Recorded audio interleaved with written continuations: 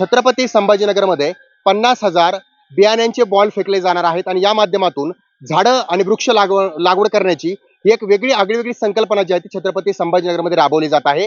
मुख्यमंत्री देवेंद्र फडणवीस यांच्या वाढदिवसानिमित्त ही संकल्पना राबवली जात आहे. आपण पाहतोय छत्रपती संभाजीनगरमधील या डोंगरामध्ये संजय केनेकर यांच्या माध्यमातून ही वृक्ष लागवड केली जाणार आहे. या ठिकाणी बियाण्यांचे बॉल जे आहेत ते फेकले जात आहेत. ही तंत्रज्ञान जर पाहिलं गेलं तर इस्रायली तंत्रज्ञानाला म्हटलं जातं आणि छत्रपती संभाजीनगरमध्ये ते राबवलं जात आहे. यासाठी सर्वात महत्वाचं म्हणजे राजकीय नेत्यांनी देखील यामध्ये सहभाग नोंदवलेला आहे आणि छत्रपती संभाजीनगरमध्ये आपण पाहतोय या डोंगराच्या माध्यमातून या डोंगरामध्ये हे बॉल्स जे आहेत जे बियाण्यांचे बॉल आहेत ते फेकले जाणार आहेत. आपल्यासोबत या ठिकाणी पाहतो आपण काही नेते देखील दाखल झाले आहेत. ते नेते देखील त्यांच्या उपस्थितीमध्ये या वृक्षांची लागवड केली जाते.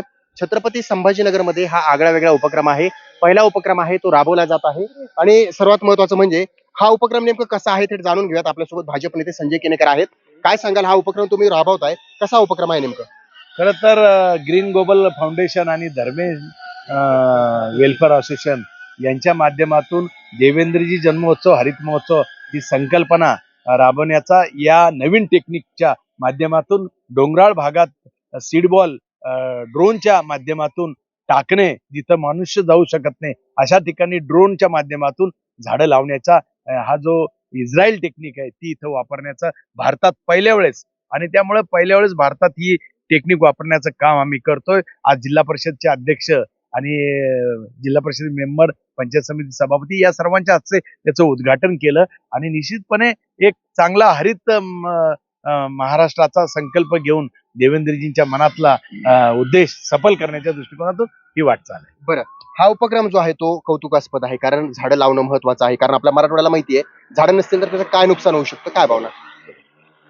आज आपण महाराष्ट्र राज्याचा जरी विचार केला तर मराठवाडा हा सातत्यानं कायमस्वरूपी दुष्काळी भाग या ठिकाणी राहत आलेले आहेत आणि म्हणून या ठिकाणी जास्तीत जास्त वृक्ष लागवड जर झाली तर निश्चितपणे त्याचा फायदा पर्जन्यमान वाढण्यासाठी या ठिकाणी होऊ शकतो आणि पाऊस जर पडला तर इकॉनॉमिकल पॉवर शेतकऱ्यांचाही त्याला फायदा होऊ शकतो. आणि सगळ्यात महत्त्वाचं जो नॅचरल ऑक्सिजन आपल्याला पाहिजे तेवढा मिळायला हवा तो मिळण्यासाठी देखील या ठिकाणी या वृक्षाचा आपल्याला भविष्यामध्ये फायदा होणार आहे. बरं, मला काय सांगाल आता, हा उपक्रम जो आहे तो कुठेतरी वृक्ष लागवडीसाठी झाडं उगवण्यासाठी एक महत्वाचा असणार आहे. ज्या ठिकाणी पोहोचता येत त्या ठिकाणी आता ड्रोन पोहोचतोय.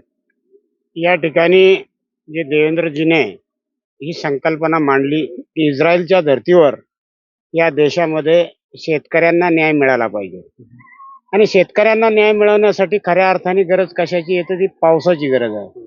आणि पाणी असेल तर आमचा शेतकरी राजा सुखी होऊ शकतो आणि पाणी येण्यासाठी तुम्हाला झाडे लावणे हे अत्यंत गरजेचं आहे. कारण हवामानात जोपर्यंत बदल होत नाही तोपर्यंत आमचं आरोग्य असेल, शेतकऱ्यांसाठी पाण्याचा प्रश्न असेल, हा झाडाच्या माध्यमातून सुटू शकतो. हे अनेक तंत्रज्ञानातून पुढं आलेलं आहे आणि त्याच धर्तीवरती आज देवेंद्रजीने जो संकल्प या महाराष्ट्रामध्ये वृक्ष लागवडीचा घेतलेला आहे, आज आमचे सन्माननीय धडाडीचे नेते आत्ताच केनेकर साहेब काय म्हटले, मी कुठूनही दिसतो. साहेब, तुम्ही कुठूनही दिसतो नाही, तुम्ही कुठेही असता, याच्यासाठी आम्हाला खूप तुमचा सार्थ अभिमान आहे. आज जिल्हा परिषदेचे अध्यक्ष माझ्या तालुक्यात आले, सन्माननीय आमदार केनेकर साहेब आले, आमचे जिल्हा परिषद सदस्य, पंचायत समिती सर्व सदस्य, आणि खऱ्या अर्थाने हा आनंद जर कोणाला होत असेल तर आमच्या या तालुक्यातील शेतकऱ्यांना या ठिकाणी होतोय.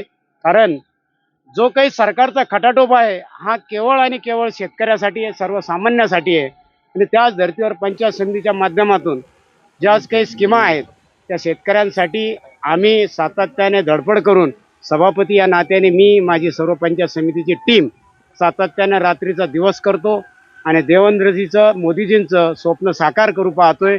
तेवढंच या प्रसंगी या ठिकाणी सांगतो. बरं, हे आपल्याला वाटतं की आता जिल्हाभरामध्ये बाकी लोकांनी राबवायला हवं?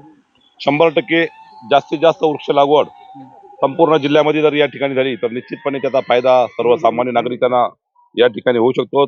छत्रपती संभाजीनगर जिल्हा परिषदच्या वतीने देखील या ठिकाणी 1 लाख वृक्ष लागवडीचं आम्ही नियोजन या ठिकाणी केलेलं आहे. बरं, आपण पाहतो 1 लाख वृक्ष लागवड जी आहे ती केली जाणार आहे छत्रपती संभाजीनगरमध्ये.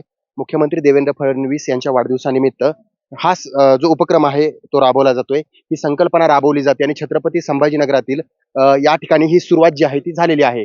त्यामुळे आता मुख्यमंत्री यांचा वाढदिवस फक्त डीजे लावून किंवा थाटामाटात उत्साहामध्ये बॅनरबाजी करून न करता सर्वात महत्वाचं म्हणजे तो वाढदिवस हा कुठेतरी अविस्मरणीय राहावा सर्वांच्या लक्षात राहावा अशा पद्धतीनं वृक्षारोपण केलं जात आहे आणि छत्रपती संभाजीनगरमध्ये इस्रायली पद्धतीनं ड्रोनच्या माध्यमातून बिया ज्या आहेत बियांचे जे बॉल आहेत ते फेकले जात आहेत आणि हे छत्रपती संभाजीनगरातील पळशी या भागातील या डोंगरामध्ये हे ड्रोन्स बॉल जे आहेत ते हे सीड्स बॉल जे आहेत ते ड्रोनच्या माध्यमातून फेकले जातात. त्यामुळं या उपक्रमाचं कौतुक तर केलं जातेच, मात्र छत्रपती संभाजीनगरमध्ये हा उपक्रम राबवला जातो. त्यामुळे असे उपक्रम जिल्ह्यामध्ये इतर ठिकाणी देखील राबवण्यात यावेत अशी मागणी जी आहे ती देखील करण्यात येते आणि अशी संकल्पना ही आम्ही राबवू शकतो आणि आम्ही ती राबवणार ही भावना देखील या ठिकाणच्या नेत्यांनी या ठिकाणी दिलेली आहे.